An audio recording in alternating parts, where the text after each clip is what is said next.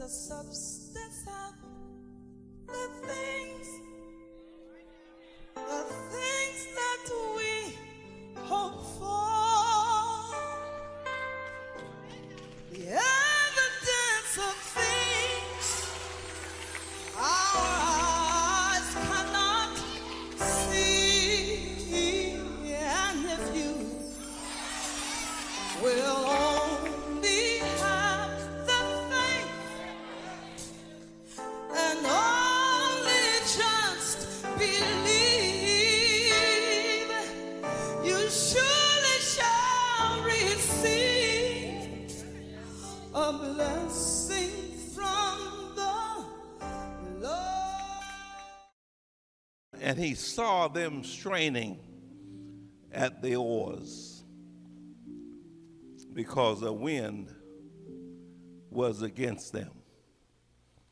Repeat after me. Say, and he saw them straining at the oars because the wind was against them. Well, that preaches by itself. That preaches. These are days, my brothers and sisters, that will test the strongest spirit. There are so many adjectives and verbs to describe the day that we are living in. If you say it's always been this way, then you have been behaving like an ostrich with your head in a hole. Three score and 10, and I can tell you, I have never seen it like this before. There have been some good things now, but on the other side of that, I haven't seen it like this before. Unprecedented. I was using that word quite a bit in my messages 15, 20 years ago, and I never heard too many preachers or anybody unprecedented. I didn't hear that word. It was good in my messages back there on Wells Avenue, but today I don't need to say it because everybody else is saying it. CNN, Fox News, WBZ, ABC, everybody has that unprecedented. Something we're not used to. We haven't seen this before. Unprecedented in terms of climate conditions and meteorology and social things that are going on in our society. Iniquity and evil abounds today with frequency, more frequency and more intensity. Life, the world is becoming even more unpredictable. These are dangerous days. Horrific scenes unfold. We are witnessing the worst of man's inhumanity to man. The Old Testament prophets said, who can know the hearts of men, humankind, for they are utterly wicked. If I didn't know what that meant before, I sure know what it means now. We have arrived in that land where the love of many is waxing cold. No compassion. It's gotten so bad that preachers are saying, don't stop fighting, don't stop marching, don't stop protesting, don't stop coming out against these things. But it's been happening so frequently, you lose your mind if you sat down and had a conversation about everything that's going on today. As soon as we talk about one thing, here's another. Talking about the 36-year-old man shooting a 13-year-old boy in his neighborhood. Don't know nobody, ain't bother nobody. Just shoot him, killing him. Whatever his dreams were, they were gone, dash. That's why in the Old Testament they required capital punishment, because of the most valuable thing you could take from a person is their life. Money can't buy that. But today, people are going out. 10 people killed at a supermarket not long ago, buying stuff for their Sunday dinner, getting ready for church. Deacons and evangelists, lives stuffed out, the last thing on their mind. Well, some teenage boy from 300 miles away come up there to take their lives. Come on here. Things have been happening, but not with this frequency and intensity. 5 killed up there in Michigan at the university. One little black girl there was going to med school. Promising. And if you went through everything that you're watching and seeing on TV and hearing people, there's no way it can make you feel happy. In fact, many people have kind of adjusted what they do when they leave the house today. You don't go everywhere. I know some folks don't visit the malls like they used to. Not that anything's going to happen when you go there, but every time you turn around, mass murder, senseless killing.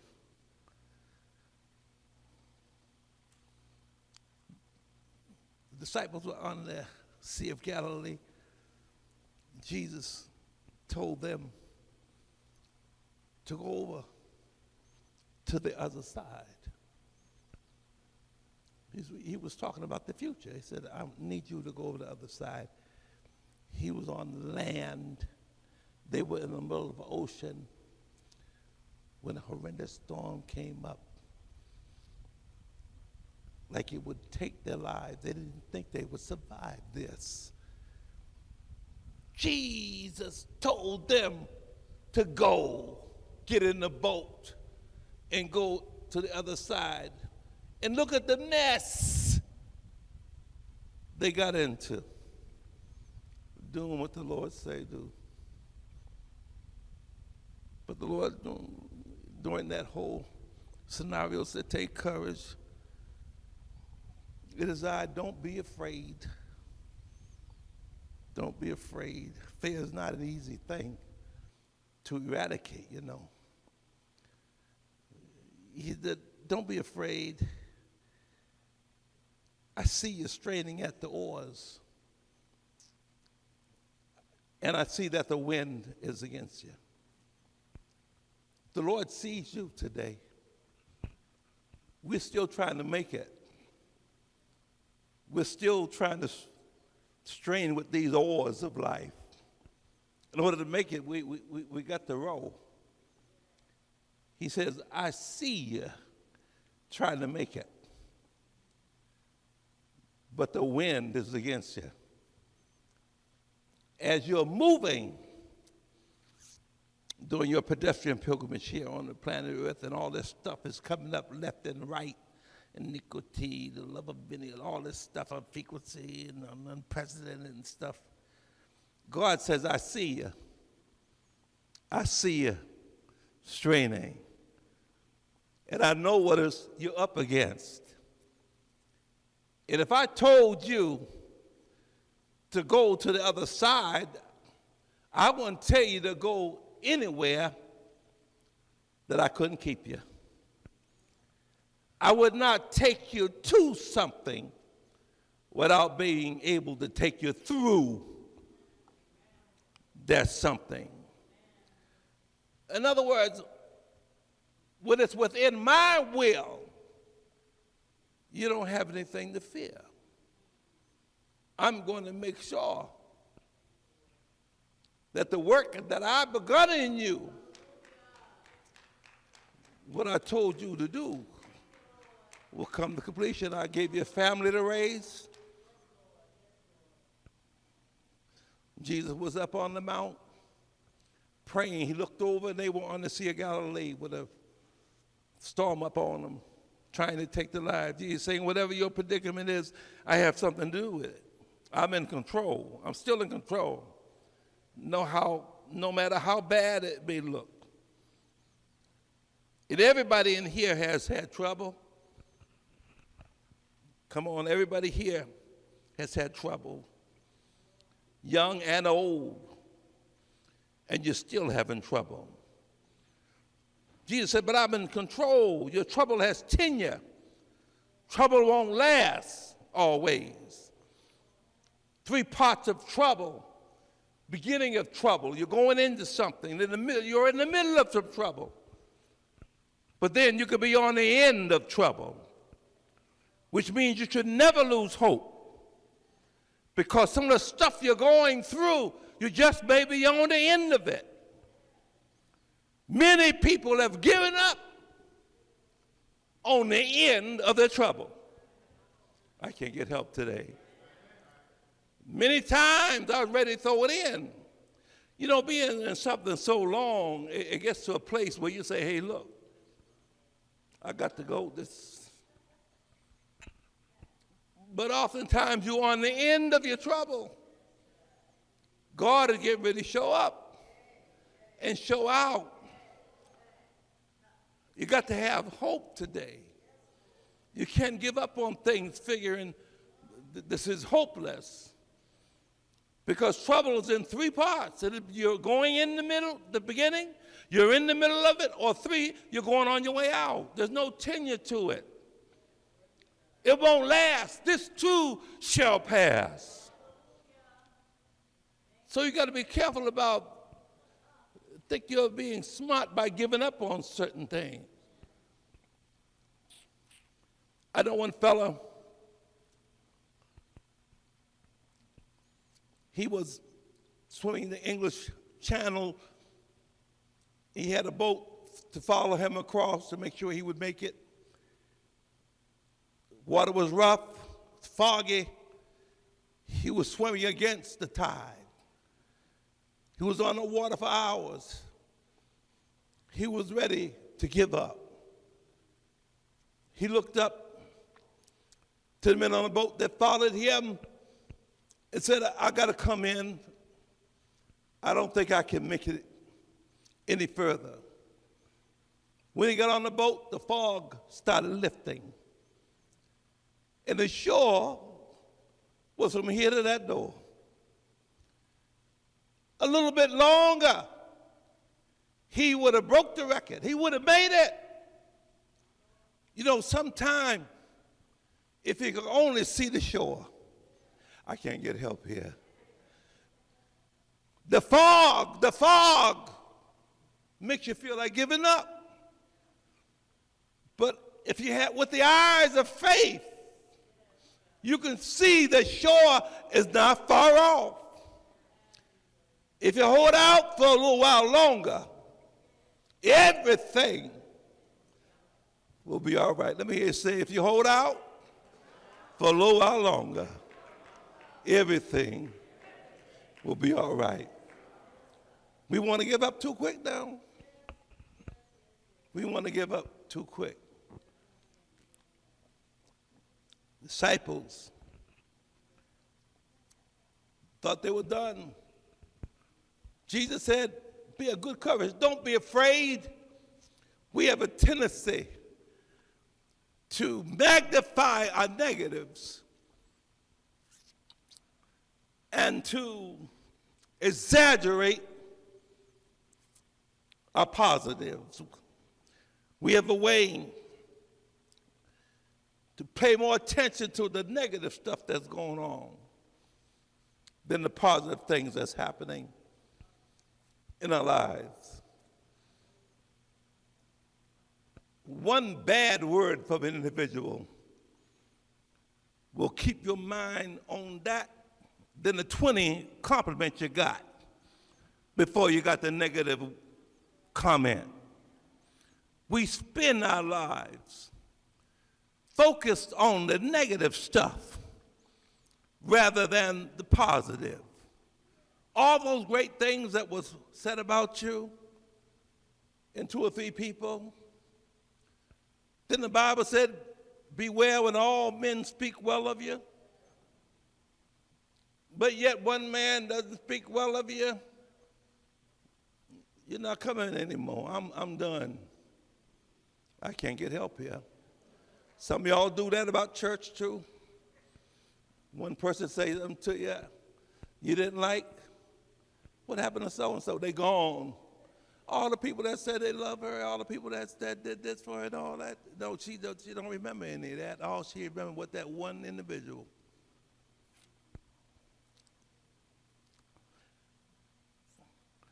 But all I'm saying to you, you got to keep on going forward. In all of this last days ethos, so to speak, we got to keep on going. Because God wouldn't take you to it if he couldn't bring you through it. Jimmy Carter, one of my favorite president, passed his life just recently in the late 90s. He said something that it wouldn't have hurt to have that canonized in the scriptures. Jimmy Carter said, I have one life and one chance to make it count. I like that. I have one life. You were put here for a reason, baby. And one chance to make it count for something. He said, I'm free to choose that something. He said, my faith demands it. My faith demands that I do whatever I can, wherever I can, whenever I can, for as long as I can. You know, that preaches right there. When you see me, that's all I'm trying to do. I'm not trying to show off. I'm not trying to cause someone to be envious of something I might have.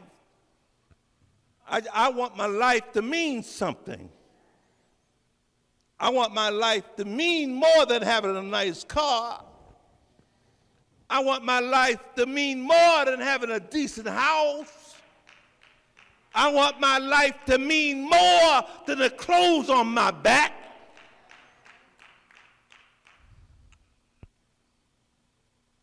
My faith demands that I do whatever I can, wherever I can, whenever I can, for as long as I can. I run to people every day and need help. I might not be able to give them room, but I can do something. I can direct them to where they can get some help, or I can give them some help towards that what they need. I got to do what I can, where I can. I don't know some of the folks I've helped. I run into people sometime and they say, you know, I remember you did this for me. I said, what is your name again? You got to have that attitude. All the young mothers today and all the young grandmothers, so many of them are so depressed. What is so-and-so saying? She's depressed. Well, why was my big mama depressed? Big mama didn't have much. Big mama was living in a place where slaves used to live in and so forth. And she finally went and moved in with her daughter and so forth. And she's always with the grandkids and trying to find a quarter to encourage them or something. Big mama was always saying, master this and master that. And come here, look at her, she's going to be a doctor. And Big mama, if you said Big mama and depression, I said, they don't go together. She wasn't driving a Lamborghini. I can't get help here today.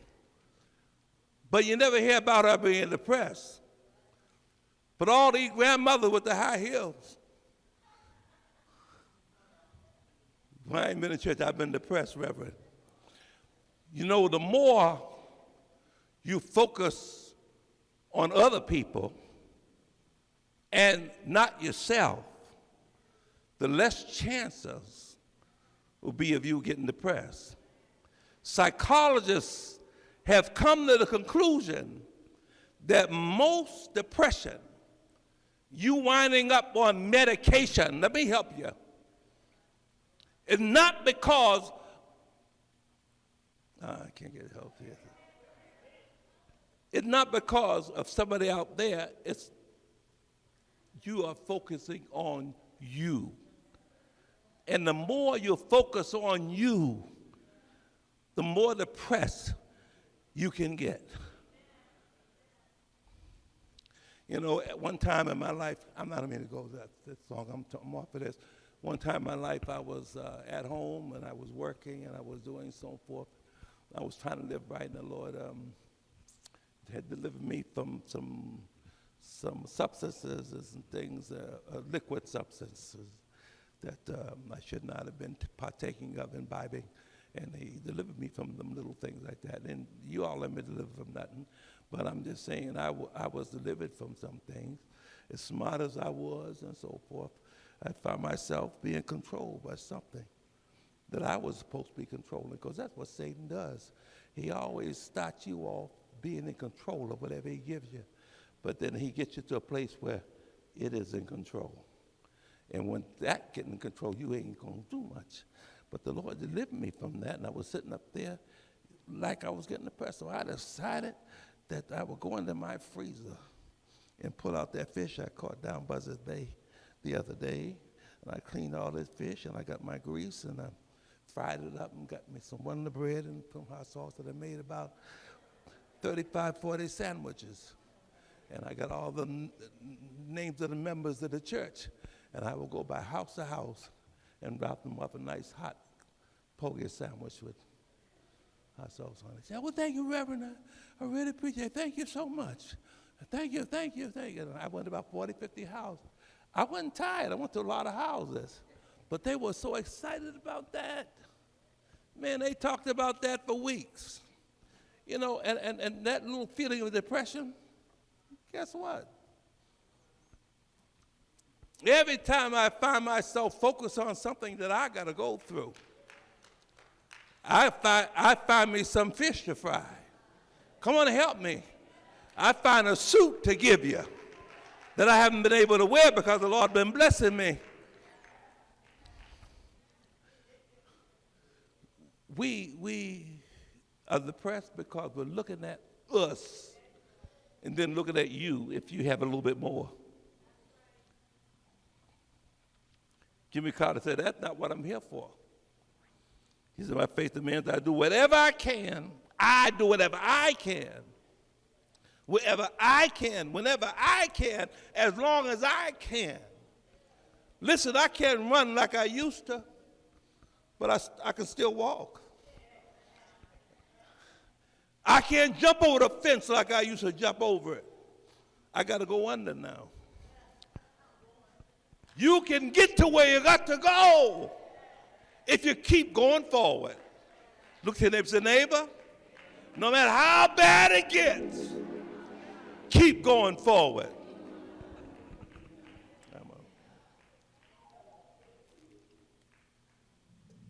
The Lord's saying you have a duty to press on. You have to go forward. There are no other options for you that hold any hope. Somebody saying, I'm pressing on the upward way. New heights I'm gaining every day. Still praying. Prayer changes things. As I onward bound, Lord, plant my feet on higher ground. How many know that God will lift you up? How many? God knows how to lift you. I'm 2 seconds from jumping over this pulpit and running out that back. Because when I said God can lift you,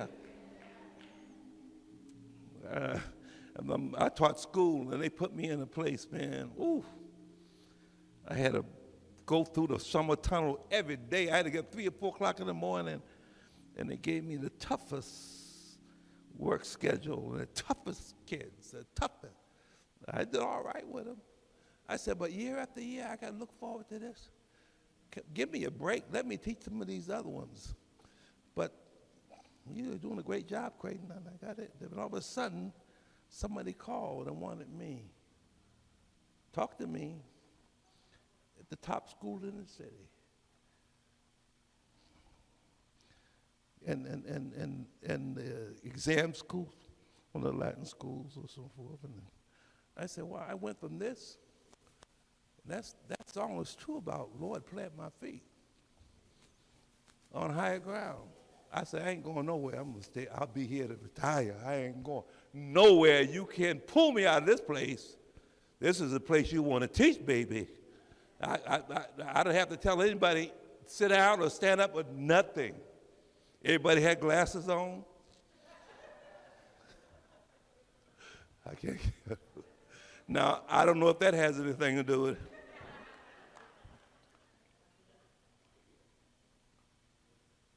And what happened? Somebody said, well, we need somebody to be in charge of a school now. What? Vice principal. Lord, plant my feet. I didn't do that. I didn't have any political connection. I'm trying to say to you, you got to keep going forward. Keep pressing, and God will plant your feet. I'm the witness. You got to do what's right. You got to do what's right. If you try, all God actually do is make a start. If you try, God will honor your efforts. Look to your neighbor and say, neighbor, God will honor your efforts. Well, some of y'all say, well, I'm wasting time sitting down in here. You'll be surprised. God will honor. Just showing up. You know, there's the ministry of presence. You don't have to do a whole lot of talking. Just show up, and God will do the rest. I'm almost done. Life is full of storm, the disturbance in the atmosphere. Storm is nothing but a disturbance in the atmosphere. A disturbed state is a storm. Tumultuous outbursts. Calamity, that's a storm. Health emergencies. Marital issues, relational issues, in the workplace. Everywhere you'll find storms everywhere.